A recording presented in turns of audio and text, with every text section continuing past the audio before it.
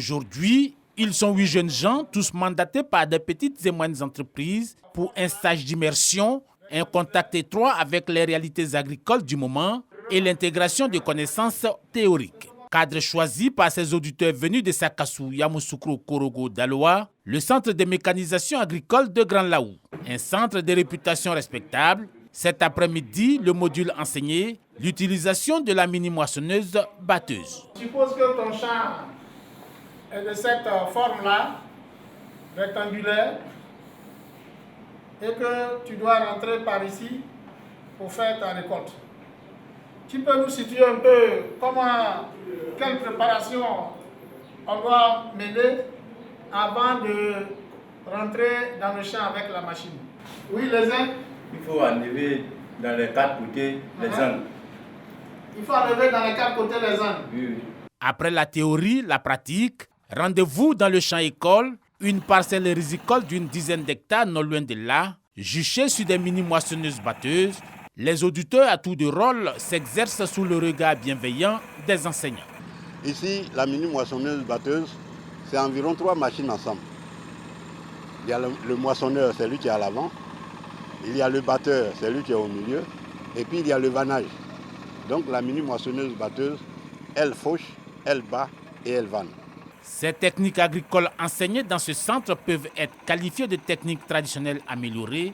Traditionnelles car elles s'inscrivent dans un milieu socio-économique existant, améliorées parce qu'elles intègrent des nouvelles technologies issues des recherches scientifiques. En Côte d'Ivoire, le développement de la formation agricole, notamment en matière de riz, est un enjeu majeur. Améliorer les techniques d'un point de vue écologique et productif, remédier à l'exode rural et assurer la sécurité alimentaire sont des questions prépondérantes. Ces différents compartiments font partie des modules choisis. Dans un premier temps, on va connaître le fonctionnement dans l'ensemble et le fonctionnement de chaque organe que compose la machine. Pianga fait partie des 8 jeunes en immersion sur ce site. Ce contact avec les bas-fonds, un rêve qui se réalise. Nous avons des parcelles à Yamoussoukro et c'est pour ça que nous sommes venus apprendre à conduire.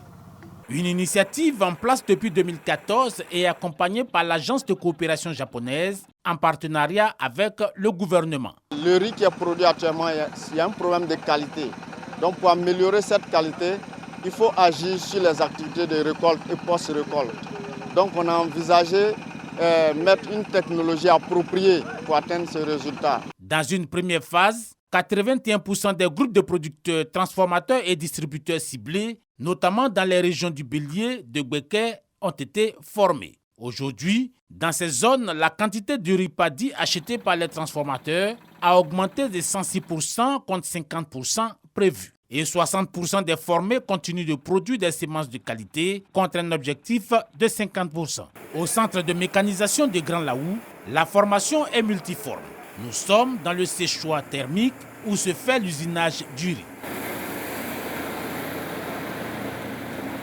Tenir compte du séchoir, voilà, ne dépassez pas au moins le taux de chauffement à plus de 40 degrés pour qu'au moins on puisse avoir au moins 10 à 15 sacs de riz décortiqués déjà en paddy.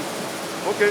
Un processus qui débouche sur le produit fini, le riz blanchi. Tout ceci est de bon augure pour la phase 2 du projet pour lequel le gouvernement japonais a réitéré son engagement. Un projet également porté par l'Agence de développement du riz qui implémente la politique de l'État en matière de production de la céréale. On est dans cette vision de professionnalisation. Et l'un des objectifs de l'État, c'est de moderniser cette riziculture. Pour preuve, au cours de l'année 2020-2021, c'est autour de 5 milliards qui nous ont été accordés pour l'acquisition de matériel agricole. Et ce matériel va créer des emplois, que ce soit des emplois directs en tant qu'opérateur technique, que ce soit des emplois directs à travers des opérateurs tels que les réparateurs, etc.